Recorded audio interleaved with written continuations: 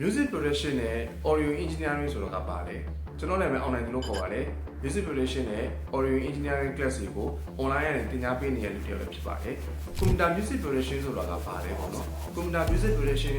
ဆိုတာကကျွန်တော်တို့ကတီးလုံးတွေကိုထုတ်တာလို့ကျွန်တော်တို့ကသတ်မှတ်လို့ရတယ်ပေါ့နော်ဘယ်လိုတီးလုံးတွေကိုထုတ်ချင်တာလဲပေါ့နော် pop သင်းတွေလား R&B သင်းတွေလား rock သင်းတွေလား jazz သင်းတွေလား classical သင်းတွေလားကျွန်တော်တို့ EDM သင်းတွေလားပေါ့နော်စားတဲ့သင်းပေါင်းများစွာကိုကျွန်တော်တို့ကထုတ်လို့ရတယ်ပေါ့နော်ပြီးတော့ mixing mastering အထိကျွန်တော်တို့လုပ်လို့ရမယ် FL Studio software ဖြစ်တယ်ပေါ့နော်နောက်တစ်ခုကကျွန်တော် audio engineering ဆိုတာကဘာလဲပေါ့နော်မိတ်ဆွေတို့က home studio တစ်ခုလုပ်ဖို့ကြံရနေတဲ့လူတွေကဘယ်လိုပစ္စည်းတွေကိုဘယ်လိုချိတ်ဆက်ပြီးအသုံးပြုရလဲ music theory